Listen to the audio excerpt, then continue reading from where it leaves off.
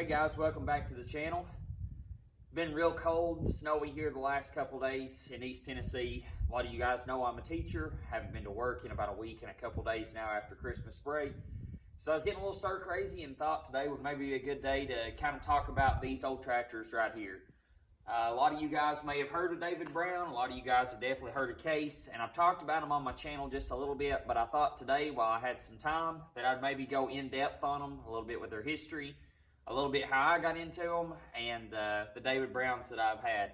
So if you guys are interested in these tractors, I hope you all really enjoy this video, and we'll go ahead and get started. So I won't bore you with much history with David Brown, but I will tell you a little bit about them. They were a company in England that started out making wooden gears, and eventually they started making gearboxes, and eventually they decided that they wanted to make tractors. Well, they were approached by this guy named Harry Ferguson, who had developed and invented his own style of hitch, the three-point hitch, which is what we all have commonly on our tractors today. Basically, long story short, they couldn't get along. That's basically all this text says about their issues and their struggles. And eventually, Harry Ferguson left and went to Henry Ford. Now, if you remember the little like 2 ends, 9 ends, the little Ferguson tractors that are painted gray, that came from this. But he approached David Brown first. Now, after he left, David Brown still kind of took his idea of the hitch and kept it on some of his tractors. Now, some of you guys over in England will probably be able to recognize a lot of these styles a lot better than I can. But now, your David Browns were red, and some of the early 990s had yellow wheels on them. Now, the early 990s did not look anything like my 990. They kind of switched it up. But you can see here that in, let's see, the 990 in 1961 was replaced, or it replaced the 950. And it says here it was a successful tractor. It was later upgraded to 55 horsepower, and in 1967 it was joined by the larger 1200.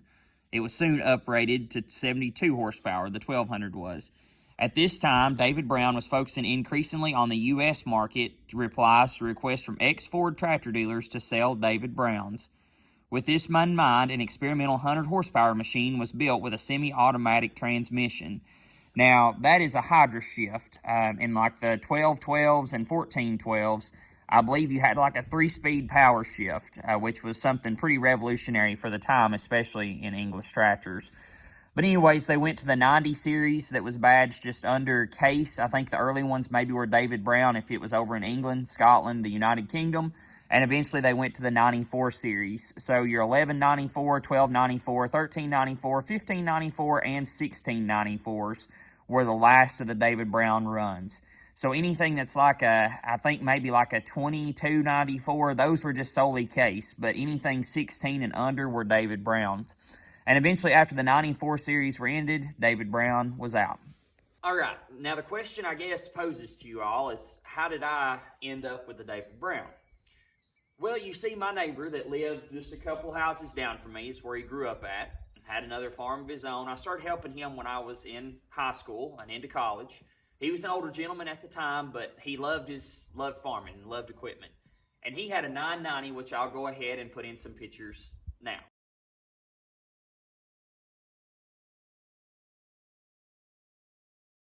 Now, when my neighbor bought that tractor, he was probably in his mid-20s. He bought it off a guy named Buck Carmichael in Newport, Tennessee. Buck Carmichael had an international dealer, David Brown dealer, and whenever Case IH came together, he sold those. My neighbor had that Western Dwarf loader put on it, and as you see, the loader's probably 3 times bigger than what the tractor can actually handle. But my neighbor farmed for years with that 990. And whenever I started helping him and I was looking for kind of the first tractor that I wanted to buy my own, which was this one, he said, well, why don't you try to find you a David Brown? So I went and I looked at one in a town called La Follette, Tennessee. Bought it off a guy who said that his dad was the original owner. I got the owner's manuals and everything with it, and I'll go ahead and put in a picture of what it looked like when we got it. So as you can tell by the picture, this tractor was probably 100% all original. Still had original paint and everything on it, and it wasn't in that bad a shape mechanically. Like the whole front end and everything's tight. The pedals didn't really have much wear on them, so you could tell that the tractor probably hadn't really been used that much. I believe it ended up being bought at a place called Bowman's in Speedwell, Tennessee. I believe that's where the owner's manual said it came from. me and my dad, we took it all apart, took all the sheet metal off, and we kind of rattle canned it the best that we could. One of these lines was leaking off the lift pump right here, and then another, the shaft that cuts the injector pump on and off, it had an O-ring that had blowed. We ended up tearing that apart, and that's pretty much all that we done to it. We ended up hooking my square baler to it about a couple months after we got it fixed, before I started doing hay on my own, and I went over and baled some hay for a neighbor and noticed that, just this horrible whining was coming from the back end. And what had happened was the gear that runs the hydraulic pump had slipped off, and they basically had to tear the whole back end off and put the gear back on and put it back together. But knock on wood, that's literally the only mechanicing that I've had to do to this tractor. Of course, it is limited. Just like any old tractor is, so you can't go out here and do, with the New Holland is what you can do with this one. But it's been a super reliable tractor with mowing and baling hay. I've not had any issues out of it, and they're super, super easy on fuel. If you've never been around a David Brown, you've got to understand that they are super easy to work on, super easy on fuel. They're just super simple machines. So like I said, I've had two of these. This 990 here was my first one. I had the 1210.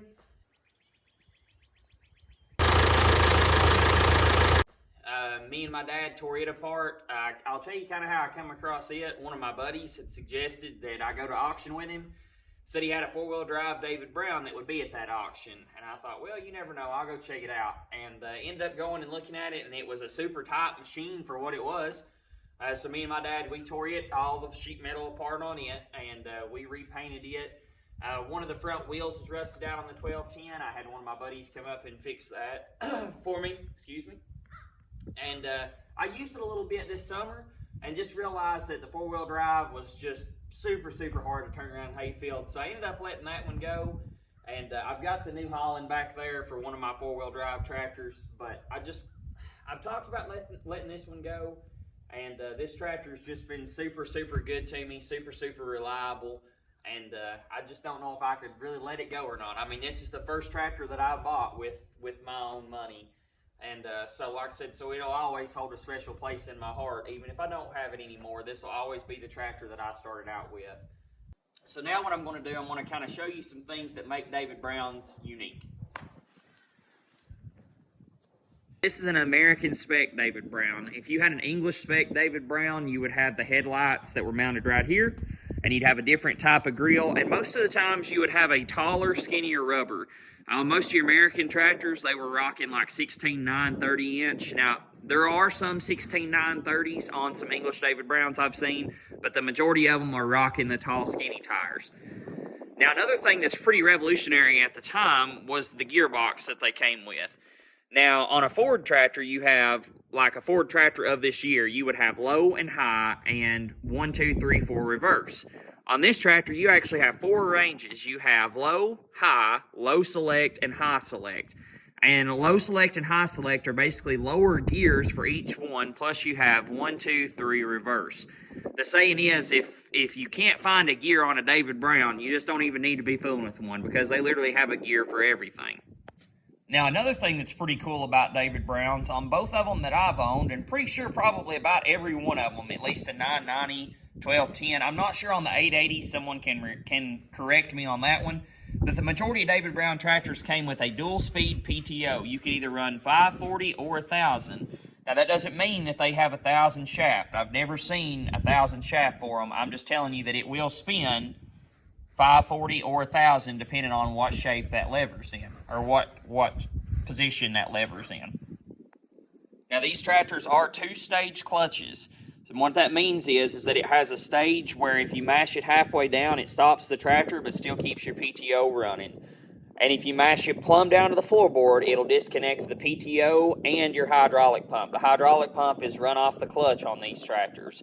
If you ever go to buy a 990 and buy one, if you don't know anything about them, you better make sure that you mash the pedal all the way down before you engage the PTO. That was a mistake that I made whenever I was younger. I didn't really realize that it had to go plumb down another step in order to engage the PTO without it grinding. But if it goes plumb down to the ground and you've adjusted everything you can, chances are your PTO clutch is worn out. And I thought that's what was wrong with this one, but it actually just had another notch to go into.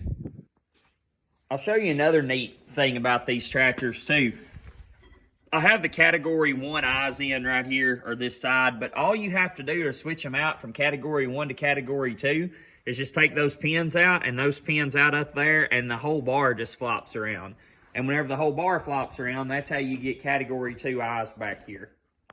But like I said, if you're interested in one of these tractors and come across one for a crazy good deal, just go ahead and buy it. And even if you don't like it, you can always turn around and get rid of it. There will be somebody out there looking for them. But I hope you all enjoy the video on this old David Brown and the history of them and kind of how I got into them. And so to end this video, I'll go ahead and throw some clips in of these old David Browns working. Thank you all for watching. If y'all like it, please like the video and subscribe. And I hope y'all have a blessed day.